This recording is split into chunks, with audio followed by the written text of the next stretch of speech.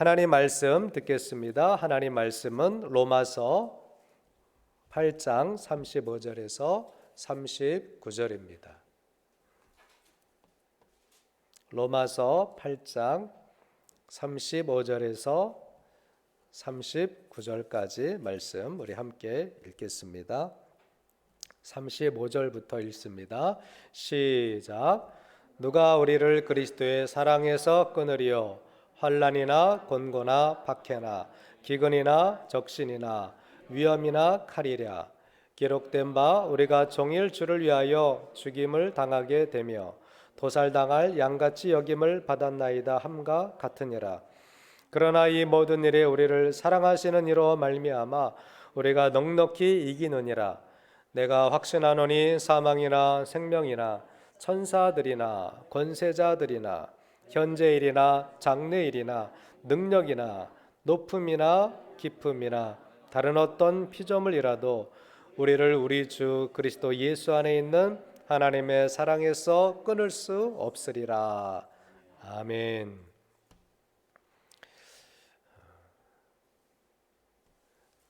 제가 여러분들에게 참기름집 이야기를 했는지 모르겠는데 다시 한번 들어보시길 바랍니다. 시골에서 농사를 짓다가 서울로 올라온 어느 중년 부부가 시중에 판매되고 있는 참기름을 먹어보고는 통탄을 했습니다. 아무리 도시 사람들이라고 하지만 이것도 참기름이라고 먹고 살다니, 이런 통탄을 했어요. 시중에 유통되는 가짜 내지는 저질 참기름의 혀를 차던 이 부부는 바로 오랫동안 참깨를 재배하던 사람들이었습니다. 그들이 보기에 도회지에서 참기름이랍시고 만들어내는 것들은 모두 참기름에 낙화생 기름을 섞거나, 여러분 낙화생 기름이 뭔지 아세요? 땅콩으로 만든 식용유.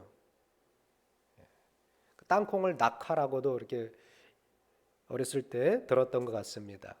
이 낙화생 기름을 섞거나 또는 참깨 깻묵에 다른 기름을 넣고 한 번 더 짜서 섞거나, 아니면 저질의 수입깨를 섞어 볶아 짠 그것을 참기름이라고 시중에 팔고 있다라는 것을 오랫동안 참깨 농사를 지은 이 부부들이 알게 된 것입니다. 그리하여 그들은 진짜 토종 참깨로 참기름을 짜서 다른 기름과 거의 같은 가격으로 판매하기 시작했어요. 온전히 참깨로만 기름을 짜서 이제 팔기 시작했습니다. 이익이 박할지라도 그렇게 신용을 지켜서 장사를 하면 손님들이 많아져서 장사가 잘 되리라 라고 믿고 그렇게 한 것입니다. 그러나 결과가 어떻게 되었을까요? 궁금하지 않으세요? 이 부부는 몇 달 후에 문을 닫고 말았습니다. 그 이유는 그 집 참기름 맛이 이상하다고 소문이 났기 때문입니다.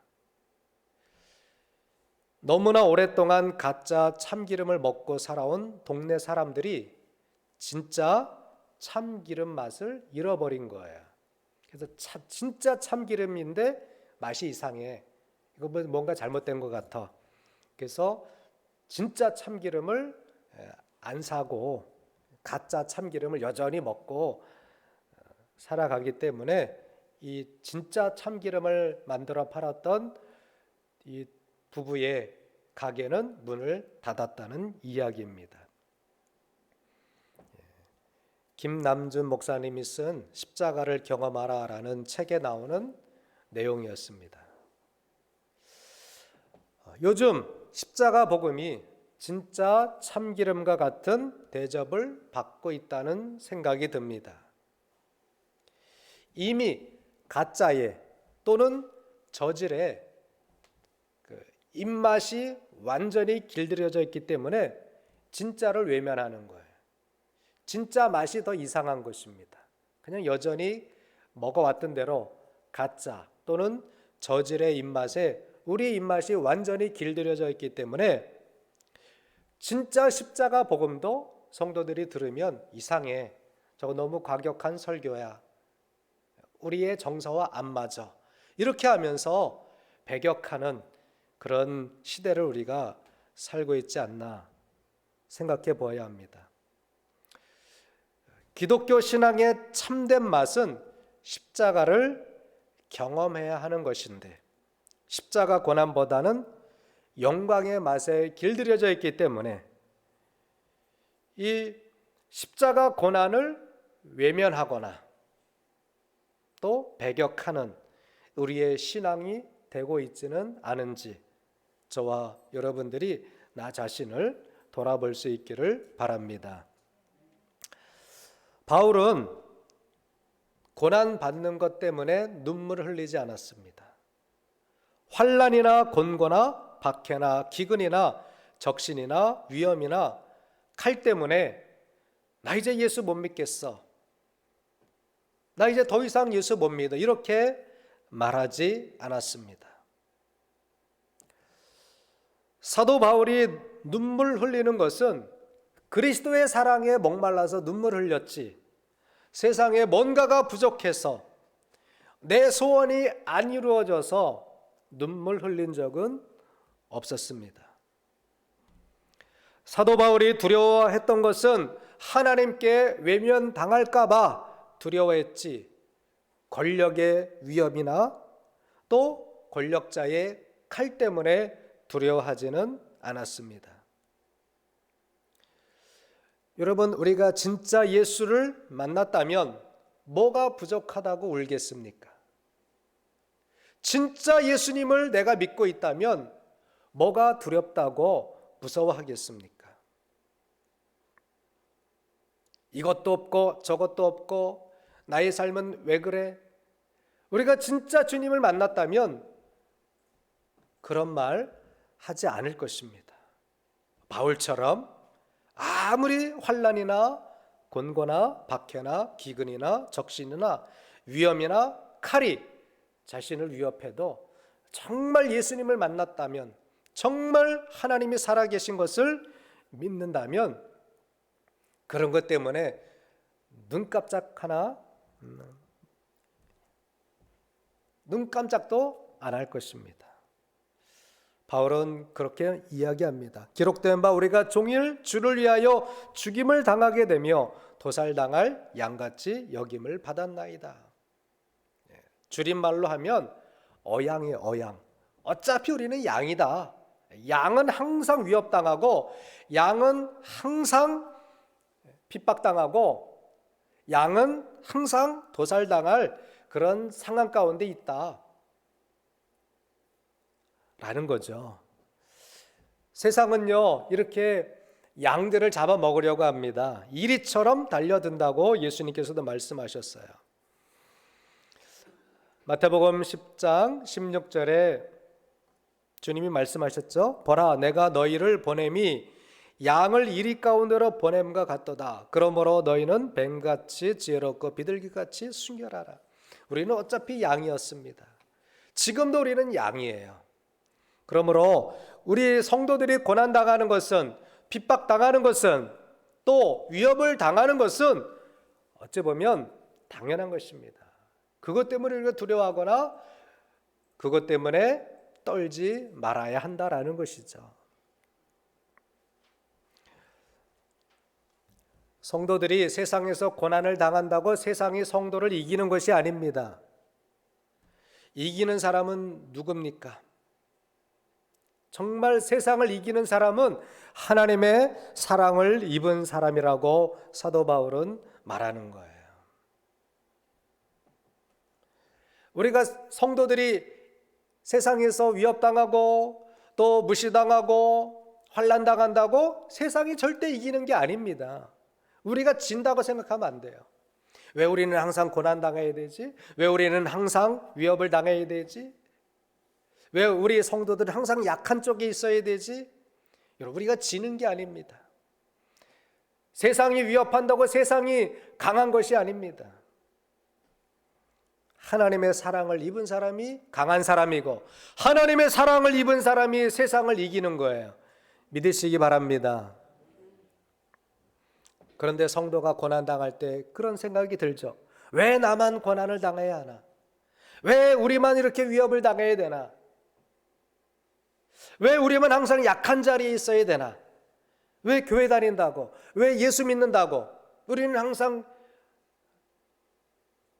세상 사람들에게 꾸지람을 들어야 되나? 이런 생각을 할 수도 있습니다. 그러나 아닙니다. 나보다 더 심한 고난을 당한 사람들이 있어요. 이미 우리 믿음의 선조들은 늘 도살당할 양처럼 세상 앞에 고난을 당했습니다. 어려움을 당했습니다. 환난을 당했습니다. 미움을 당했습니다. 그런데도 그들은 신앙을 절대 굽히지 않았죠. 정말 예수 믿는 것 때문에 세상에서 그 잔혹한 사람들한테 고난 당했던 크리스찬들이, 우리 그리스도인들이 많았다는 것입니다. 베드로 사도도 말하고 있죠. 베드로전서 5장 9절에 보니까 너희는 믿음을 굳건하게 하여 그를 대적하라. 이는 세상에 있는 너희 형제들도 동일한 고난을 당하는 줄을 알미라. 고난 나만 당하는 것이 아닙니다. 우리만 당하는 것이 아닙니다. 세계 곳곳에 믿음을 지키는 성도들이 지금도 여전히 잔혹한 사람들 앞에서 핍박을 당하고 죽임을 당하고 순교를 당하고 있습니다. 전에도 말씀드렸죠. 지금 전 세계에 약 3억 명 정도 우리 크리스찬들이 고난을 당하고 있어요. 어려움을 당하고 있습니다. 너희 형제들도 동일한 고난을 당하는 줄을 알미라. 성도에게는요, 고난이 떠나가지 않는다라는 것이죠. 구조가 그래요. 세상 권세를 잡고 있는 원수 마귀가 여전히 우리 교회들을, 우리 성도들을 위협하고 예수 믿지 못하게 하고 예수님을 고백하지 못하게 하고 예수님을 따르지 못하도록 여전히 공격하고 있다라는 것입니다. 여러분의 친구들을 통해서, 여러분의 가족을 통해서, 믿지 않는 가족을 통해서, 믿지 않는 친구를 통해서, 믿지 않는 선배들을 통해서, 믿지 않는 직장 상사들을 통해서 우리 그리스도인들은 늘 미움당하고 외면당하기도 하고 핍박당하기도 하고 무시당하기도 하고, 그러나 그것 때문에 저와 여러분들이 믿음을 굽히면 안 되겠죠.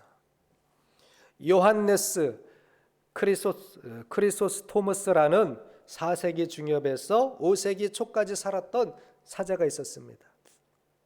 그는 안디옥에서 태어났고 안디옥에서 사제로 임명되어 12년간 수석 설교가로 활동했던 사람이었습니다. 그가 안디옥에서 대중의 인기를 한몸에 받으며 봉사하고 있을 때 제국의 중심지였던 콘스탄티노플 대주교가 사망했습니다.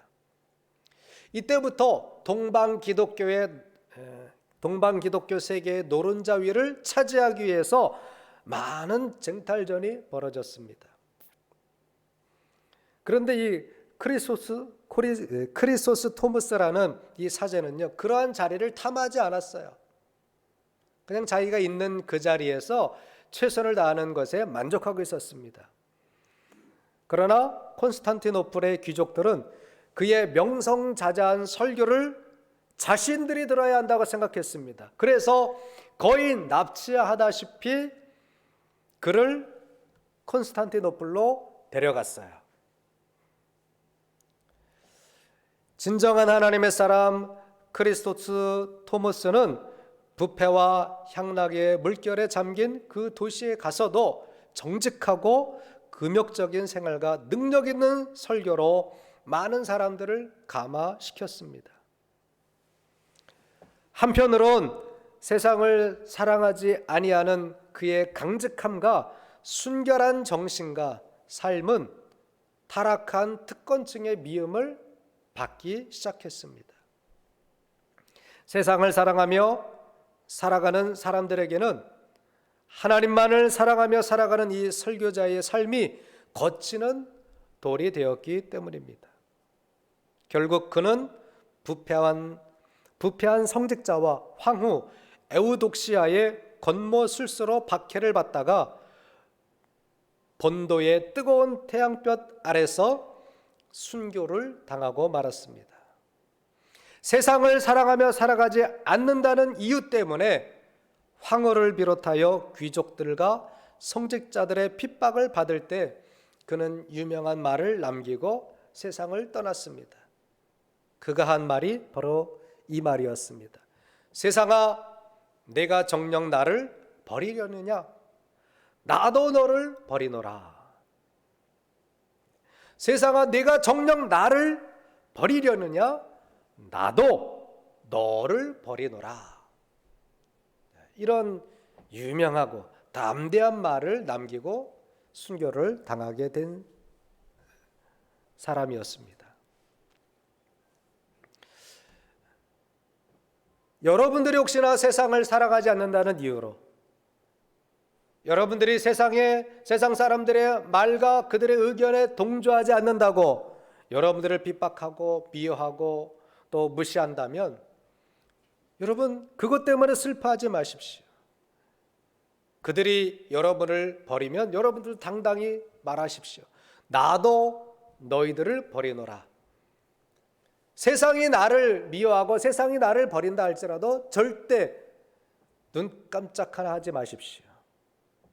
그것이 신앙의 기계입니다. 할렐루야. 저와 여러분들이 그렇게 되는 그런 신앙을 좀 가졌으면 좋겠어요. 세상이 우리를 무시하는 것이 아니라 우리가 세상을 무시해도 돼요. 왜? 그들은 하나님의 말씀을 따르지 않는다면, 하나님의 말씀에 순종하지 않는다면 우리가 동조할 필요가 없는 것입니다. 그 불의함과 그 불법에 동조해서 성도의 이름을 더럽힐 이유가 없는 것이죠. 베드로 사도의 말을 우리가 깊이 새겨야 할 것입니다.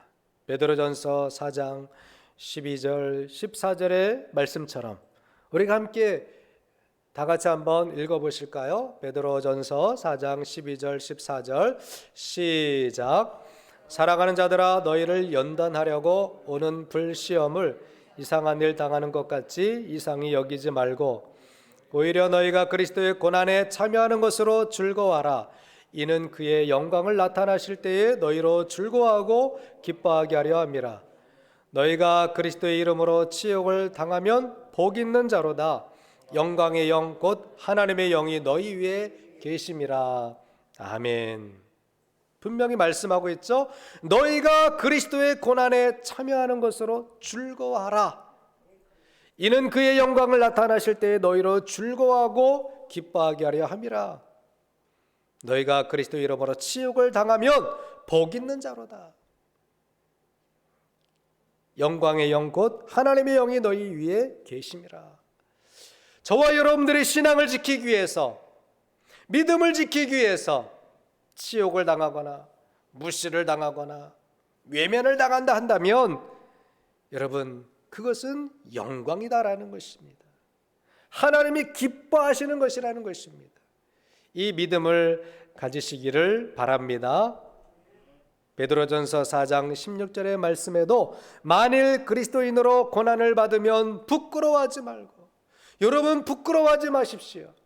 여러분들이 가정에서, 직장에서, 학교에서, 친구들 사이에서 어느 모임에 가서도 여러분들이 신앙의 양심을 지키는 것을 절대 부끄러워하지 마십시오.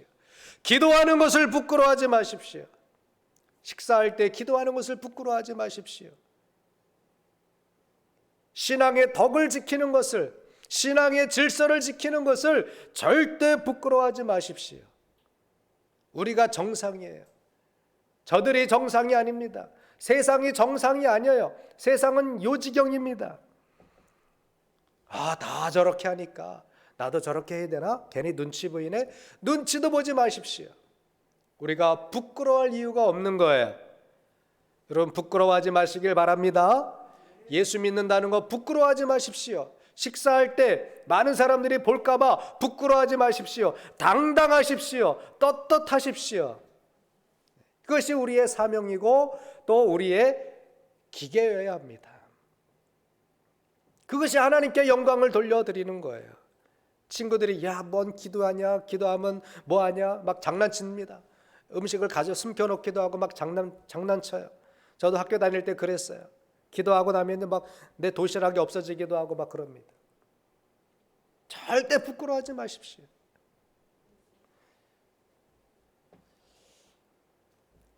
우리가 세상에서 고난을 당한다 할지라도 고난을 알면 고난을 이길 수 있어요. 그것이 오늘 설교 제목이죠. 한번 따라해 보세요. 고난을 알면 고난을 이긴다. 예. 고난을 알면 고난을 이기는 거예요. 왜 성도에게 고난이 올까? 고난의 성격, 고난의 성질을 알면 우리가 전혀 기죽을 것 없습니다. 성도에게 고난은 무엇입니까? 우리가 가진 신앙 때문에 고난을 받는 것은 더욱 그리스도와 연합하는 거예요. 자, 고난은 그리스도와 연합하는 것입니다.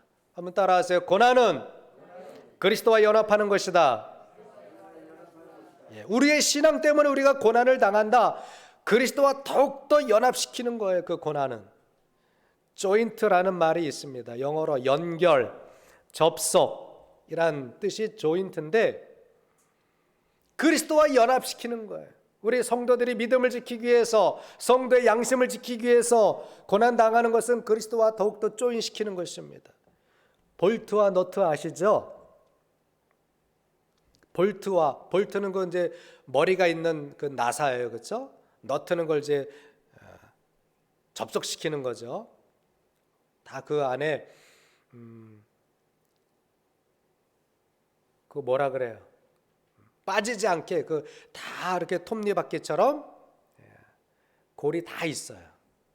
그 볼트와 너트를 딱 조여놓으면 빠지지 않아요. 웬만해서는 빠지지 않습니다. 그래서 자동차 바퀴도 볼트와 너트로 딱 그냥 드럭 하면서 꽉 조여놓잖아요. 그러면 절대 웬만해서는 빠지지 않아요. 그런 것처럼 성도들이 믿음으로 고난받는 것, 믿음 때문에 고난 당하는 것은요, 우리가 예수님과 절대 떨어지지 아니하도록 조인시켜주는 거예요. 신앙으로 말미암는 고난은 그리스도와 나를 연합시켜줍니다. 그것이 고난이에요. 고난의 성격이에요. 그것만이 아니라 고난은 장차 나타날 우리를 그리스도의 영광으로 이끌어주는 견인차라는 그 성격을 가지고 있습니다. 지난 3월 1일 날 강원도에 엄청난 눈이 왔죠. 거의 1m 가까이 눈이 왔다고 합니다. 그날 제가 아는 한 목사님이 청년들과 함께 강원도로 수련회를 갔다가 그 눈에 고속도로에서 이제 갇힌 거예요. 1km만 가면 그 긴 터널을 지나서 이제 빠져나갈 텐데 차들이 그냥 다 멈춰 있고 차들이 가지를 못한다는 거예요. 다 옆으로 간대, 옆으로. 다 미끄러졌어. 그러니까 1km만 가면 이제 좀 이렇게 수월하게 빠져나갈 수 있는데 그때에 견인차들이 등장을 했다고 합니다. 사설, 개인적으로 하는 견인차들, 그 차들이 와서 그 차들이 이제 사륜구동이 많잖아요. 1km 끌어주는데 15만 원 주면 끌어준다고 이야기했다라는 거예요. 근데 고속도로 순찰대가 와서 다 그 사람들 막 쫓아버렸대요. 절대 저 사람한테 응하지 말라고. 만약에 고속도로가 눈이 안 채워져 있어서 막 차들이 못 가고 그러면 고속도로에 속해 있는 그 견인차들이 무료로 다 끌어준대요. 그래서 할까 말까 고민하다가 그 고속도로 순찰대들이 와서 그냥 무료로 1km를 끌어줬대요. 그래서 이제 집에 돌아왔는데 오후에 출발했는데 새벽에 도착을 했다 그러더라고요. 차가 미끄러워서 속수무책이에요. 빠지거나 미끄러지면 차들이 꼼짝을 못합니다. 그때에 견인차들이 끌어주면 수월하게 빠져나올 수 있어요. 자, 신앙적인 고난은요, 우리를 그리스도에게로 더 가까이 이끌어주는 견인차 역할을 하는 거예요. 믿으시기 바랍니다. 저와 여러분들이 이 고난의 성질을 알아야 되는 거예요. 또한 고난은요, 성도를 더욱 순도 있는 사람으로, 순도 100%, 아주 그냥 꽉 찼다라는 거 아닙니까? 불순물이 없다라는 거예요. 성도에게 이 고난은요, 이 신앙으로 말미암는 고난은요, 우리를 더 깨끗한 사람, 순도 있는 성도로 만들어지는 성질이 있습니다. 시편 119편 67절에 보면 고난당하기 전에는 내가 그릇 행하였더니 이제는 주의 말씀을 지키나이다. 그런 말씀이 있어요. 고난당하기 전에는 내가 그릇 행하였더니 이제는 주의 말씀을 지키나이다. 이 성도는 뭐예요? 고난 때문에 주님의 사람으로 만들어지는 거예요. 고난 받으면서 내가 주의 말씀을 지켜 살아야 되겠구나 라고 깨닫게 된 거예요. 또 시편 119편 71절에 보면 우리 함께 읽어보실까요? 시작. 고난당한 것이 내게 유익이라 이로 말미암아 내가 주의 율례들을 배우게 되었나이다. 아멘. 고난당하는 것이 내게 유익이라 너무나 우리 잘 알고 많이 인용되는 본문이기도 합니다. 이 고난으로 말미암아 내가 주의 율례들을 배우고 지켜가게 되었다라는 고백이에요. 자, 이것이 고난의 성격이에요. 고난을 알면 고난을 이기는 거예요. 또 시편 71편 20절에 보면 우리에게 여러 가지 심한 고난을 보이신 주께서 우리를 다시 살리시며 땅 깊은 곳에서 다시 이끌어 올리시리다 라는 말씀이 있어요. 여러분, 우리가 진정으로 주님을 만나는 순간이 어느 때인지 생각해 보셨습니까? 시편 31편 7절에 보면 내가 주의 인자하심을 기뻐하며 즐거워할 것은 주께서 나의 고난을 보시고 환난 중에 있는 내 영혼을 아셨으며, 성도들이 고난당할 때에, 성도들이 괴로울 때에 주께서 그 영혼을 아신다라는 거예요. 물론 항상 아시지만 그 고난 가운데 있는 성도, 주의 이름 때문에 또 신앙을 지키기 위해서 고난당하는 성도들을 주께서 아신다는 거예요. 그럼 우리의 영혼은 언제 주님을 알까요? 나의 영혼도 내가 고난 속에서 깊이 고난 속에 있다 할지라도 나의 영혼이 그때 주님을 제대로 만나게 되는 거예요. 주님을 알게 되는 거예요. 그러므로 여러분, 고난이 여러분들을 괴롭히는 것이 아닙니다. 고난이 여러분들의 삶을 망가뜨리는 것이 아닙니다. 고난이 여러분들의 영혼을 피폐하게 만드는 것이 아닙니다.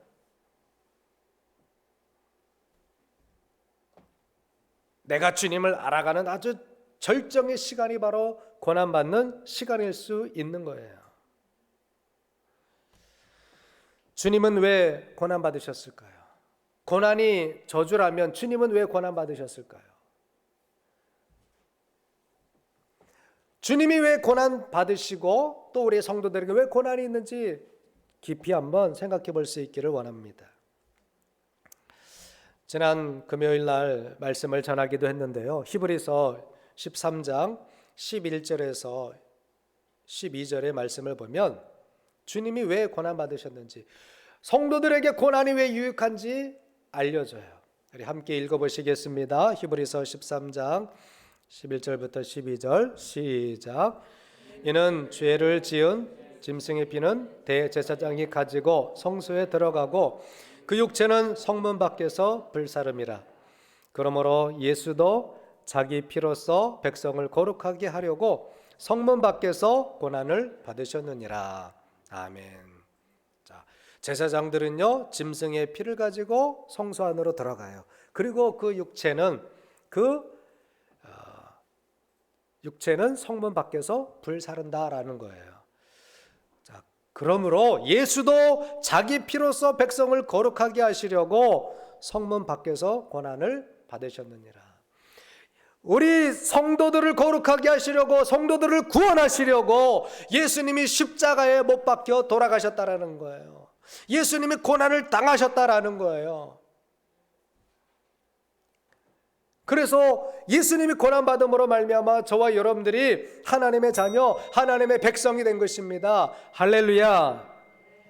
그러므로 고난이 저주가 아니에요. 믿음 때문에 당하는 고난, 믿음 때문에 받는 멸시, 이건 절대 고난이 아니라 우리를 그리스도의 백성으로 인정하시는 것이다 라는 것입니다.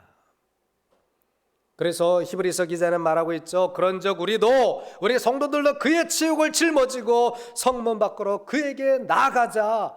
우리도 고난 받는 거 두려워하지 말고 도리어 우리가 고난을 짊어지고 그 지옥을 짊어지고 고난 속으로 나아가자. 이것이 신앙인의 자세였습니다. 여러분, 가족들이 코로나라고 교회 나가지 말라고, 뭐라고 교회 나가냐고 우리를 무시합니다. 그냥 언론에서 떠드니까 똑같이 얘기하는 거예요. 이런 때 무슨 교회를 나가냐고.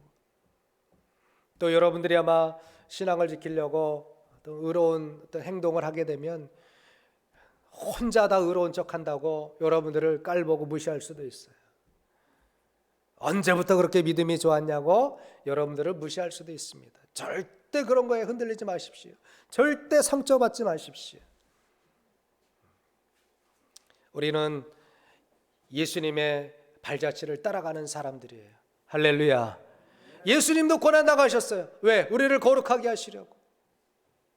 이제는 우리가 그 믿음을 지키기 위해서, 예수님을 따라가기 위해서 지옥을 당하고 물시를 당하고 멸시를 당하고 조롱을 당한다 할지라도 친구들 앞에서나 직장인들 앞에서나 여러분 가족들 앞에서나 절대 믿음을 굽히지 마시고 당당하게 고난을 이겨낼 수 있기를 주님의 이름으로 축복합니다.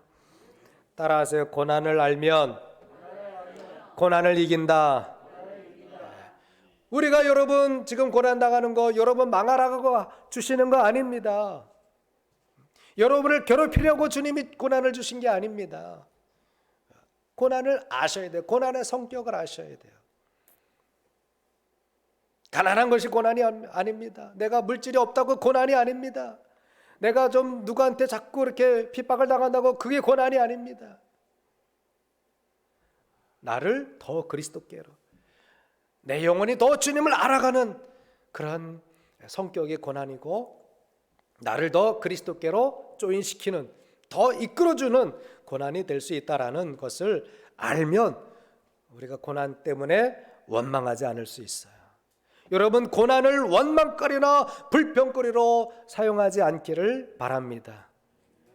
우리가 정말 믿음 때문에 당하는 고난은 나를 그리스도로 이끄는 거룩한 도구구나. 그 고난이 나를 온전한 성도, 순도 있는 성도로 만들어주는 것이구나. 이렇게 아시고 이해할 수 있기를 바랍니다. 그러면 반드시 고난을 이길 것이고, 그 고난으로 말미암아 십자가를 경험하고 하나님의 사랑을 더 깊이 체험하는 저와 여러분 되실 것입니다. 할렐루야. 고난을 원망하거나 불평거리로 만들지 마시고 더 주님께로 나아가는, 주님께 더 연합되는 귀한 도구로 사용할 수 있는 우리 모두가 되시기를 주님의 이름으로 다시 한번 축복합니다. 기도하시겠습니다.